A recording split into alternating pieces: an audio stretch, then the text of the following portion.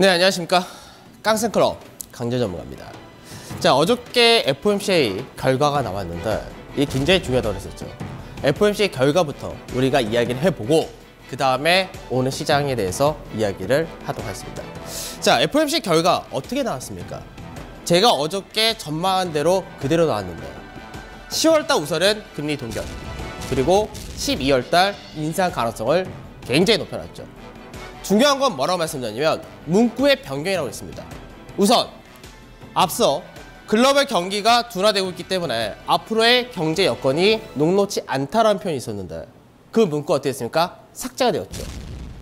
왜? 우리가 뭐에서 확인했습니까? 지난주 월요일 중국의 3분기 GDP에서 확인했다 이거예요. 괜찮네. 글로벌 경기 둔화 우려가 없었으니까 다시 삭제를 해버려야죠. 그러면서 다음번 FOMC에서 뭘 하겠냐? 목표 수준을 높일지를 고민을 하겠다. 이 얘기 뭡니까? 12월 달 금리 인상 가능성을 고려한다는 얘기인데 뭘 추가로 보고 고려를 하겠습니까? 우리는 간단히 나옵니다. 10월 달과 11월 달의 고용지표가 12월 중순에 FOMC가 있으니까 그 전에 그 고용지표 보면서 확인하겠다는 얘기입니다. 그럼 답이 또 나와버려요. 어떻게 나옵니까? 11월 달은 미국의 뭡니까? 블랙 프라이데이라는 소비 시즌이죠. 소비 시즌은 전통적으로 뭐가 많아요? 고용자 수가 많은 달입니다. 당연히 고용지표는 괜찮게 나올 거란 얘기입니다. 그러니까 결국 어떻게 돼요? 인상을 12월 달 한다는 얘기죠. 기가 막히지 않습니까? 제가 어제 이 시간에 FOMC 회의에 대해서 문구 변경 어떻게 나올 것이다 전망을 해드리고 연내 금리 인상 다들 안 된다고 할 때 연내 할 것이다 라고 말씀드렸어요. 연준의 신뢰도 문제도 있었고 이걸 맞춘 사람이 대한민국에서 아마 몇 명 없을 겁니다.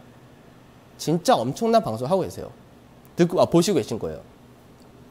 그러면 FOMC 결과 나왔을 때 시장 참여자들은 이제 어떻게 바뀌었느냐 보자고요. 자, 어저께 제가 말씀드릴 때 뭐라고 그랬냐면 FOMC 회의를 앞두고 시장에서 연내 금리 인상 가능성이 어떻게 된다고 했습니까? 30%대 정도밖에 안 된다고 그랬죠. 그런데 이제는 어떻게 나오냐? 시장에서 FOMC 회의 아직까지 화면이 안 바뀌었네요. 자, 나왔습니다. 12월 달 전망이 어저께 33%밖에 안 됐는데 이게 어저께 연준에서 회의가 나오고 나서 42% 올라갔죠. 그리고 내년 1월 달로 보는 사람이 50%가 넘어갔습니다.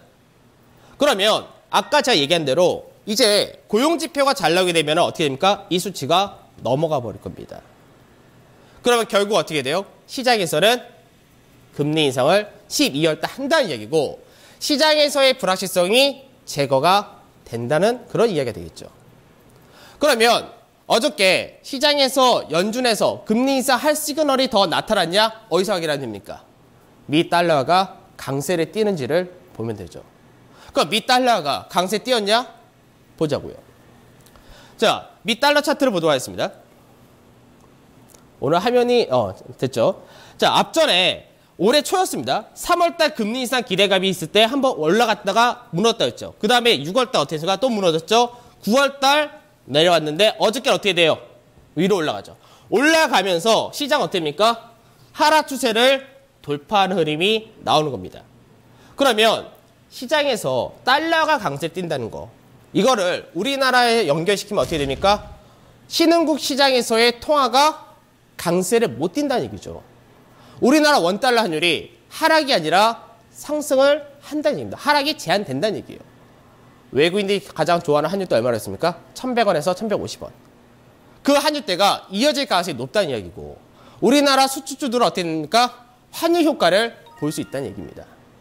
굉장히 고무적인 내용이죠. 그러면 제가 어저께 또 무슨 얘기를 해드렸냐면 연준에서의 금리 인상 시그널이 주게 되면 시장은 어떻게 된다?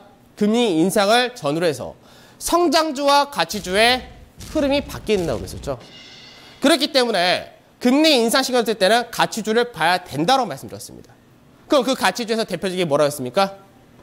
금융, 은행, 보험 이런 걸 말씀드렸잖아요. 그러니까 어저께 미증 씨가 그렇게 갔냐? 그렇게 은행이라든지 보험 업종이 강세에 띄워줬냐? 확인하면 되죠. 보죠. 자, 어저께 미 업종별 강세 종목입니다. 가장 강세 높게 나온 게 뭐예요?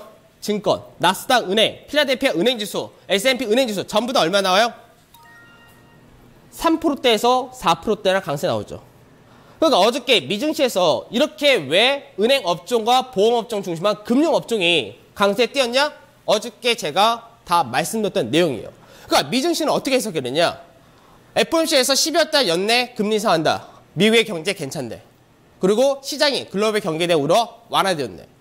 그러면서 가치주가 부각이 되고 이런 식으로 미증시는 강세를 띈 겁니다.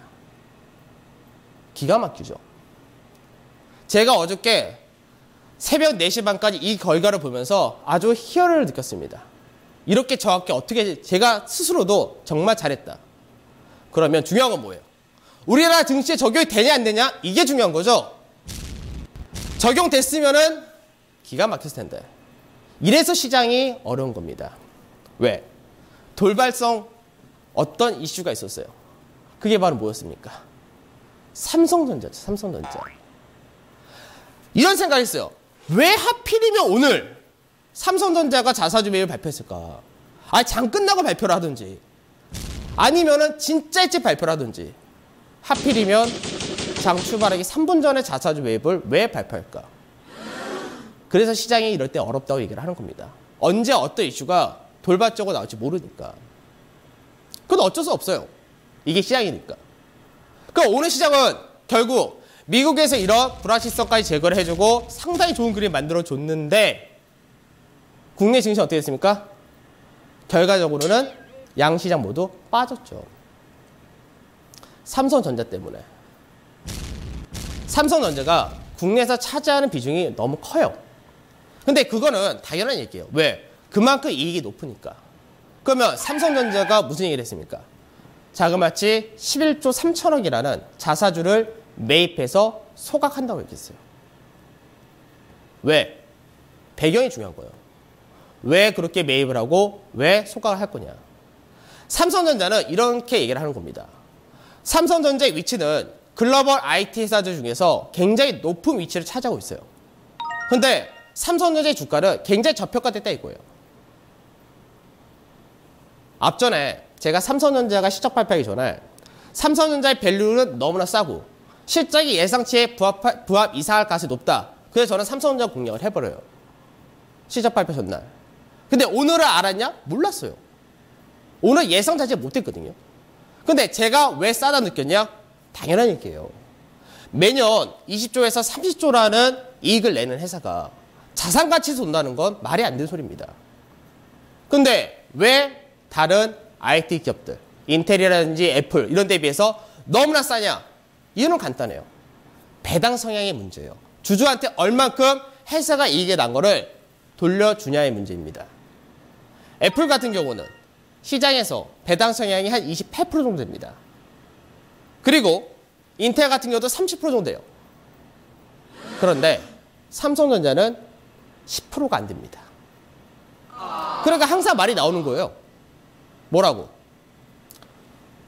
돈은 많이 버는데 배당은 너무 짜다는 얘기가 나오는 거죠. 근데 이제 삼성전자가 지주회사까지 다 끝났어요. 지배구조가 다 끝났어요.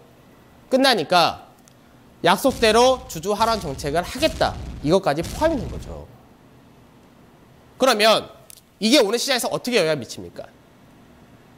그동안 국내 증시는요. 외국인과 기관의 매수세가 같이 들어오기도 했었는데 가장 중요한 한 축이 또 있었어요. 바로 프로그램 매수였습니다. 근데 이 프로그램이 선물과 현물에서의 베이시스라고 하는데 가격의 이론 가격을 얘기할 때 게리라고 얘기하는데 이 베이시스가 높게 유지가 되면 프로그램이 들어와요. 근데 삼성전자가 아침부터 확 올라가 버리니까 어떤 일이 벌어져요? 베이시스 높던 게 확 줄어들어오는 겁니다. 그러니까 그동안 들어오던 프로그램이 아침 시작하자마자 나가버린 거예요. 그러니까 시장에서 어떻게 돼요?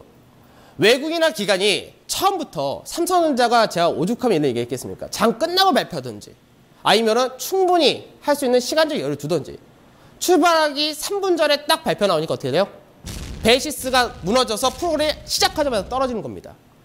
그러니까 많은 시장 참여자들은 어떻게 생각해요? 어저께 연준에서 이제 연내 금리 인사 한다. 그럼 우리나라 증시 또 외국인 빠진 거 아니야?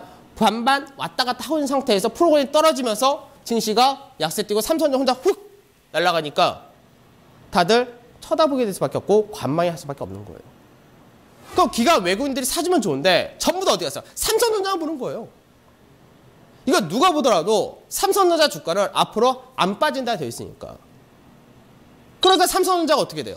2000포인트 돌파의 주요, 2050포인트 돌파의 주요 혼자 다 해먹은 거예요.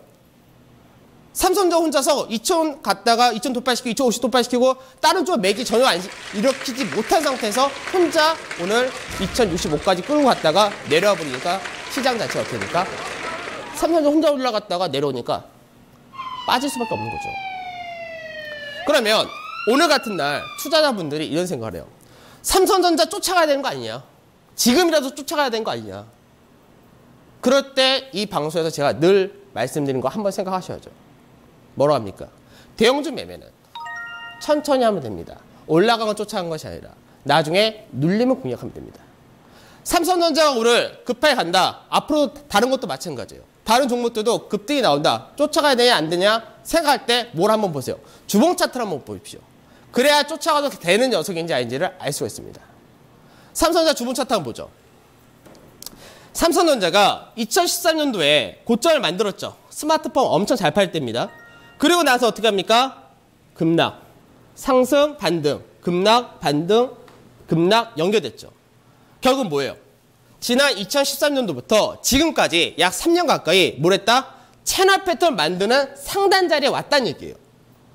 그러니까 상단 자리를 오늘 딱 건드리니까 어떻게 돼요? 바로 일부 차익 실현이 떨어진 겁니다. 누가 팔았습니까? 기관이 팔았죠. 왜? 기관에서는 앞전에 저희가 매수할 때와 똑같이 바닥거래에서 샀으면 지금까지 얼마? 30%가 넘는 수익이거든요. 얼마나 들어갔는데? 거의 2조 가까운 자금이 들어가 있는 상태입니다.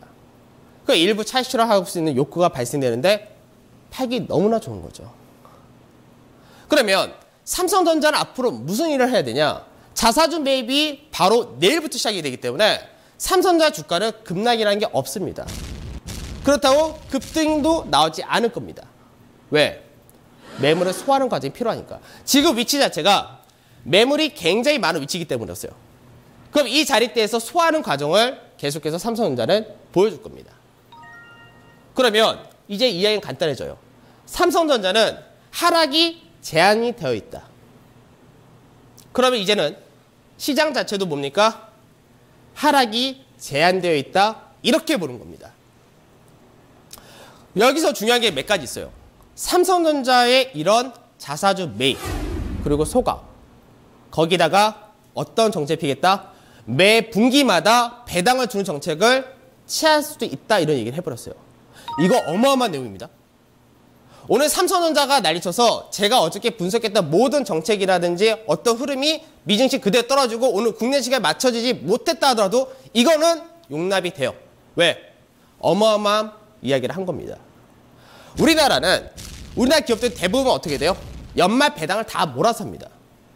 그러니까 국내 증시에서 외국인이나 프로그램이나 다 어떻게 돼요? 연말에 다 들어왔다가 11월, 12월 달 배당 시즌에 들어왔다가 배당 끝나고 나면은 나가버려요. 그런데 분기마다 배당하겠다. 무슨 얘기? 삼성전자가 사고 나서 갖고 있는 사람은 계속해서 배당을 챙길 수 있기 때문에 언제 딱 타이밍 맞춰서 지금처럼 들어온 시기가 아니라 삼성전자는 지속적으로 유지가 된다는 얘기예요. 매 분기마다 실적이 괜찮다 싶으면 그때마다 계속해서 삼성전자 주가는 받쳐진다는 얘기입니다. 그러면 삼성전자가 앞으로 이런 식으로 배당을 한다면 국내에서도 마찬가지로 다른 대기업들도 그렇게 할 수가 있어요. 문제는 그렇게 안정적으로 매 분기마다 큰 이익을 내는 회사들은 사실 손꼽을 수밖에 없습니다. 누구예요? 현대차 그룹, 은행주들, 그리고 뭐 하이닉스, 그리고 LG화학이라는 몇몇 대표 기업들 정도 되겠죠. 이 얘기는 뭐예요? 이들 기업들이 앞으로 삼성전자 비슷한 방식으로 간다면은 계속해서 모멘텀을 볼 수 있다는 얘기입니다. 근데 실제로 이건 누구하고 일치를 해요? 정부에서 계속해서 주장했었던 배당 확대 정책하고 연동이 됐는데 이게 또 결국 정부 정책하고 일치가 된 내용이에요. 그러면 이제는 이렇게 생각하셔야 돼요. 그럼 자사주 매입해서 소각하면은 배당을 얼마나 줄 수 있냐? 이 얘기거든요. 아주 간단한 예를 들어드릴게요. 시장에서 자사주를 사고 소각을 한다. 뭐예요? 그만큼 유통되는 물량을 없애버린다는 얘기입니다. 그러면 삼성전자가 항상, 삼성전자 어떤 기업이 100개의, 100주가 이제 상장이 되어 있어요. 거기서 100만 원을 배당으로 준다고 하면은 한 주당 10,000원꼴이에요. 근데 이게 90주로 줄었어요. 그럼 한 주당 배당을 똑같이 줘도, 배당금을 똑같이 100만 원 줘도 나눠 쪼개지는 게 어떻게 돼요? 11,000원씩이 됩니다. 주주 입장에서 뭐예요? 당연히 이익의 증거예요. 그리고 회사 입장에서 뭐가 됩니까? 배당 성향이 높아졌다고 얘기를 하는 거예요. 이게 왜 무섭다, 아주 주목할 만한 이슈다라고 얘기를 하려면 미국이 2012년부터 2013년까지 쭉 강세 띱니다.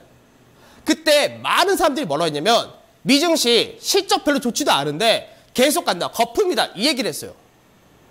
근데 미증시가 빠졌어요? 한 번 안 빠지죠. 왜?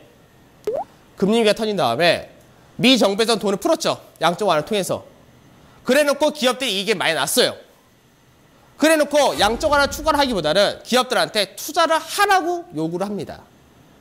근데 미국의 기업들이 투자하기에는 글로벌 경기가 아직까지 회복이 안 되었으니까 투자를 안 해요. 근데 돈은 쌓여요. 돈 쌓이니까 어떻게 합니까? 자꾸 어디다가 트질 않고 주주 환원 정책으로 전부 다 자사주 매입 소각을 계속해서 했어요. 그러니까 어떻게 돼요? 주당 순이익이 높아지게 되는 거고 결국 우리가 주가 수익 비율로 얘기하는 퍼가 낮아진 효과가 나타나는 거예요. 주가는 올라가도 자꾸 자사주 매입해서 소각하니까 실제로 주가는 고평가가 안 나온 상태가 되어버린 겁니다. 지금 우리나라 기업들이 지금 이 추세로 가려고 하는 모양이에요. 최근에 현대차의 자사주 매입이라든지 방금 삼성그룹주들, 삼성증권, 삼성화재, 삼성전자. 어저께 같은 경우는 하나생명도 자사주 매입을 하기로 했었죠. 지금 그런 쪽으로 간다는 얘기예요. 그러면 애플 같은 경우 보자고요. 애플이 시장에서 어떻게 됐습니까? 계속해서 자사주 매입을 했었죠. 애플이 2013년도에, 12년도, 14년도에 애플의 판매량이 예상보다 저조했어요. 근데 주가가 빠졌냐? 보자고요. 시장에서 애플이 처음에 아이폰 출시하면서 히트 치다가 2013년도에 히트를 못 쳤습니다.